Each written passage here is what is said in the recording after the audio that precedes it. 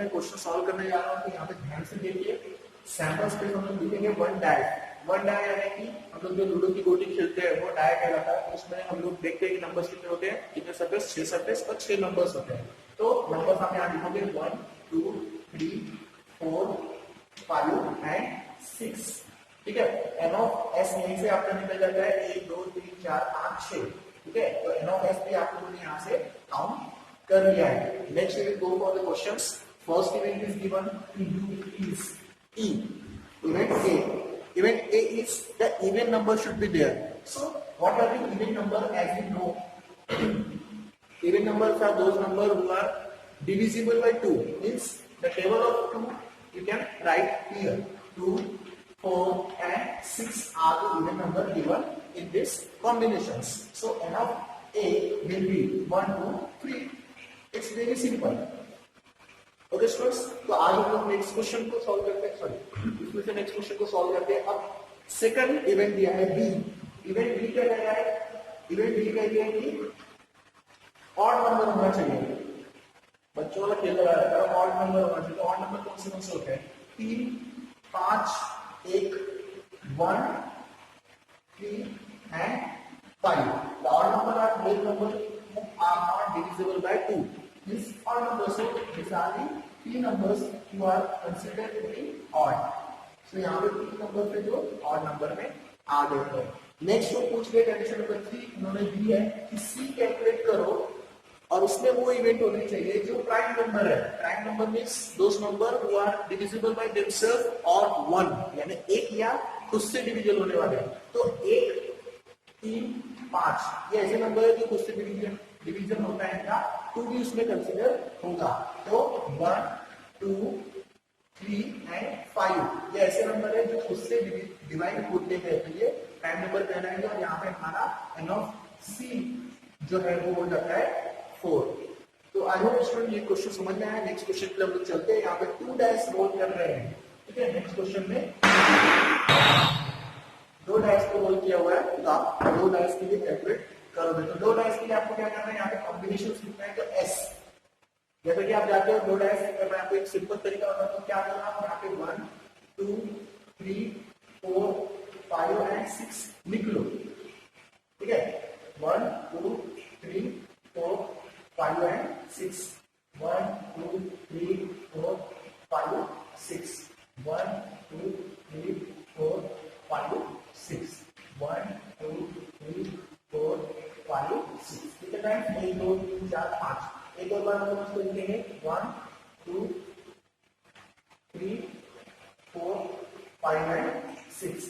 अभी कॉम्बिनेशन में क्या करना है आप लोगों को? यहाँ से फिर लिखना शुरू करना है। यहाँ पे 1 है, दूसरे डाइस पे 1 2 3 4 5 एंड 6 1 2 3 4 5 6। इसको आप लिखते जाओ, इससे कैसे आपको बहुत इजी तरीके से मिल जाता है। आपको कोई अलग कॉम्बिनेशन बनाने की जरूरत नहीं है। ठीक है, तो टाइम कंज्यूमिंग है, पर अगर आप सोच के लिखोगे तो ज्यादा टाइम लगेगा। डायरेक्टली सिंपल तरीके इसको अगर फॉलो करते हैं तो आपका बोर्ड एग्जाम में बहुत ज्यादा टाइम बचने वाला है। तो आप इस चीज को इजीली सीख सकते हो। तो मैं इसी को रेफर करूंगा, मेरे कोचिंग में सारे स्टूडेंट को मैं यही रेफर करता हूँ, उससे उनका टाइम बहुत बच जाता है। इसको बनाने में आपको कम से कम 5 से 6 मिनट लगेंगे। अगर इस ट्रिक को यूज करोगे तो 2 मिनट से भी कम वक्त में आपका ये हो जाएगा। अच्छी प्रैक्टिस तो शायद 1 मिनट में भी हो जाएगा। तो नेक्स्ट क्वेश्चन का सैंपल स्पेस हम लोग मिल लिया है। एन ऑफ एस निकल गया है, एन ऑफ एस 36। जैसे कि आप जानते हो एन ऑफ एस 36 आने वाला है। 6 रोज है, 6 कॉलम है, 6 into 6 36। So events are given here. First event is the number should be multiple of 6. Addition, जो addition है जो नंबर का आपको multiple of 6 होना चाहिए। multiple of 6। अब multiple of 6 में कौन से नंबर आएंगे? एक तो 6 खुद आएगा, 6 1 6, और एक आएगा 12, 6 2 12। तो 12 कहाँ पे आने वाला है? यहाँ पे आने वाला है। 6 + 6 12। तो यहाँ पे एक क्वेश्चन मिल गया हम लोगों को कॉम्बिनेशन। अब 6 कहाँ पे आएगा? देखो स्टूडेंट, मैंने आपको पहले ही बताया, मेरे कोचिंग में बताता हूँ और आज भी मैं यहाँ पे ऑनलाइन बता रहा हूँ कि ये जो लाइन है, ये लाइन 12 की है, ये 11 की है, ये 10 की है ना। तो इस हिसाब से आप इसको बढ़ाते चलो। तो 6 की लाइन जो है वो आपको नहीं लेना है। तो ये 2 की लाइन है, ये 3 की है, ये 4 की है, ये 5 वाली है, और ये वाली जो है वो 6 की है। का एडिशन आपको 6 मिल जाएगा। 5 + 1 6, 4 + 2 6, 3 + 3 6, 4 + 2 6 and 1 + 5 6. So you must go for this. ये मैट्रिक्स मेथड है. अगर आपको इसके बारे में इंफॉर्मेशन चाहिए तो आप मुझे कमेंट कर दो, मैं आपको ये बारे में भी वीडियो बनाकर दे दूंगा. तो चलो क्वेश्चन पे चलते हैं लोग. तो पहला है मल्टीपल ऑफ 6 आना चाहिए. तो इसके कॉम्बिनेशन क्या बताएंगे? मल्टीपल ऑफ 6 की लाइन कौन सी है? ये 6 की लाइन है. 2 3 4 5 6 7 लाइन ये है. ठीक है.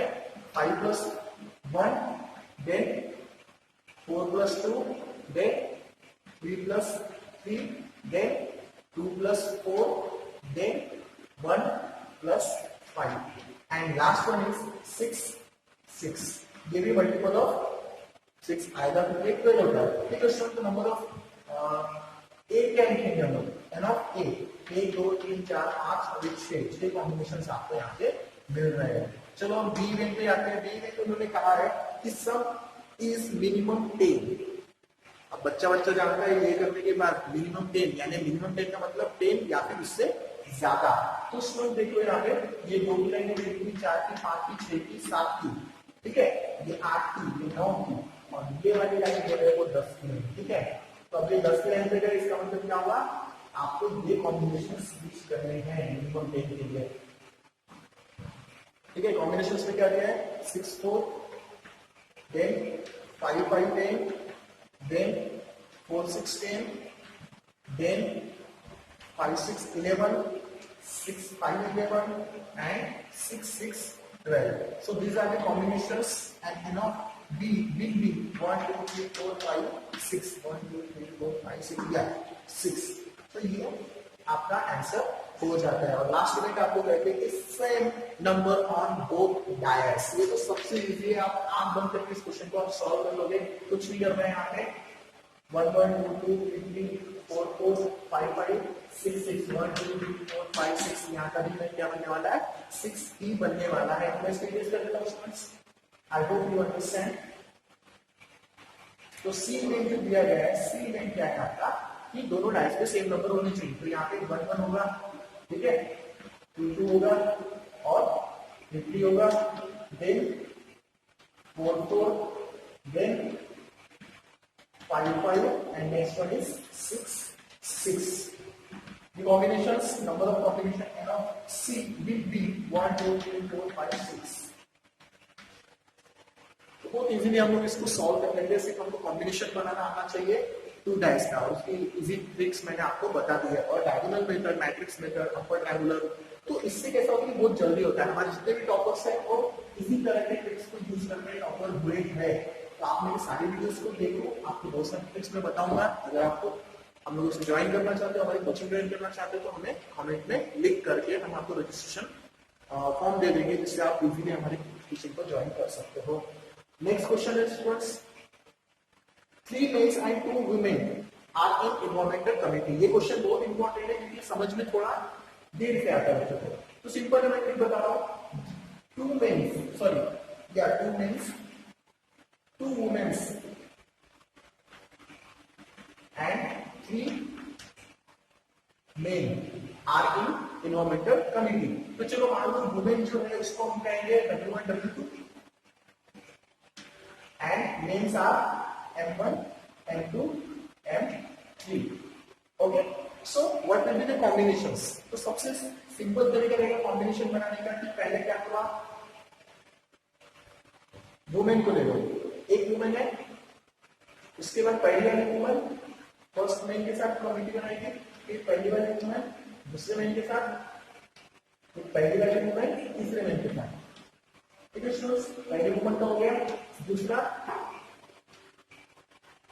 दूसरी वाली वुमेन पहले मैन के साथ, दूसरी वाली वुमेन दूसरे मैन के साथ और दूसरी वाली वुमेन तीसरे मैन के साथ कॉम्बिनेशन बनाएगी. ठीक है. तो कमिटी में एटलीस्ट 2 लोग होने चाहिए ऐसा वो कह रहे हैं. तो ये होते हैं वुमेन एंड मेन के कॉम्बिनेशंस. आप वुमेन हो सकते हैं खुद के साथ ही कॉम्बिनेशन बनाया जो 1 वुमेन और 1 सेम वुमेन हो सकते हैं. अब मैन भी ऐसा कर सकते तो मैन 1 जो है वो मैन 2 के साथ कॉम्बिनेशन बना सकता है. मैन 1 जो है मैन 3 के साथ कॉम्बिनेशन बना सकता है. ठीक है. 3 मैन 2 है तो मैन 1 के साथ भी बना सकता है. बट ये कॉम्बिनेशन बन चुका है तो मैन 1 और मैन 2 वाला रहेगा. तो M2 M3. ठीक है स्टूडेंट्स. और मैन थ्री जो है वो भी बना सकते हो, ये कॉम्बिनेशन आ गया। मैन थ्री जो वर्टिकल बना सकते हो, ये भी कॉम्बिनेशन आ चुका है। तो इस तरीके से 1 2 3 4 5 6 7 8 9 ये 10 कॉम्बिनेशन आपके बनते हैं एन ऑफ एस। तो एन ऑफ एस जो है वो आपका फिर यहाँ पे आ जाता है। ठीक है, एक इसका सिंपल सा ट्रिक भी है वो मैं आपको इसलिए बता सकता हूँ, बट फिलहाल हमारे पास वक्त नहीं है। ठीक है, तो एन ऑफ एस यहाँ पे आप इसको लिख लोगे। तो एन ऑफ एस आपका 10 आ चुका है यहाँ पे। नेक्स्ट हम लोग चलते हैं कॉम्बिनेशन। तो क्वेश्चन कह रहा है, पहला पूछता है कि at least one woman is there. तो एटलीस्ट वन वुमन के लिए ए इवेंट क्या रहेगा? एटलीस्ट वन वुमन देखना है यहाँ पे। तो देखो यहाँ पे एक औरत है, यहाँ पे एक औरत है, यहाँ पे एक औरत है, ये है एक औरत वाला तो ये यहाँ तक 6 तो आ गए। यहाँ पे एटलीस्ट वन वुमन बोला है तो 2 वुमन भी चलेगी हम लोग को। तो यहाँ पे ये भी काउंट होगा, 1 2 3 4 5 6 7। ठीक है, तो ये सारे के सारे इवेंट्स आप यहाँ पे लिख लोगे। W1 M2 W1 M3, ठीक है, W2 M1 W2 M2 W2 M3 then W1 W2। तो एटलीस्ट वन वुमन जो है वो सेटिस्फाइड हो जाता है ना। ये आप लिखोगे यहाँ पे 7, ये कंडीशन हो जाती है 7। यहाँ से देखो 1 2 3 4 5 6 7, तो एटलीस्ट वन वुमन वाली कंडीशन यहाँ पे सेटिस्फाइड हो गई है। तो नेक्स्ट में आते हैं कि one main and one female होने चाहिए, यानी दोनों आदमी नहीं होने चाहिए, दोनों औरत नहीं होने चाहिए, एक आदमी एक औरत होनी चाहिए। तो यहाँ पे कंडीशन सेटिस्फाई होगी आपकी ये जो 6 इवेंट्स हैं वही आपको यहाँ पे कंडीशन सेटिस्फाई करा के दे सकते हैं। तो इवेंट के नंबर लिख लेंगे हम लोग, 1 मैन 1 वुमेन वाली कंडीशंस को, 1 women 9 2 women 1 women 3 women 2 9 1 women 2 9 2 women 2 9 3। So these are the events for n of b will be 6. Okay, 6. This one 2 3 4 5 and this one is 6. तो आई होप आपको ये चीज समझ में आ गई। नेक्स्ट है कि नो वुमेन, कोई भी औरत नहीं होनी चाहिए इसमें, नो वुमेन। और नो वुमेन वाला इवेंट हमारा सी किया हुआ है। नो वुमेन के इवेंट को हम कैलकुलेट करेंगे, सी इक्वल्स टू नो वुमेन कहाँ पे, औरत नहीं होनी चाहिए। यहाँ पे 1 वुमेन है, यहाँ पे भी है, यहाँ पे भी, यहाँ दोनों वुमेन है, यहाँ पे नो वुमेन की इवेंट मिलते हैं first second third. So only 3 conditions are there.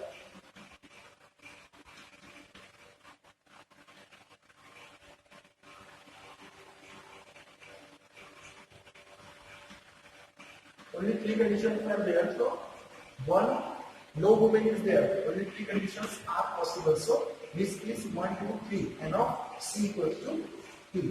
तो इस तरह से हमारा ये क्वेश्चन सॉल्व हो जाता है।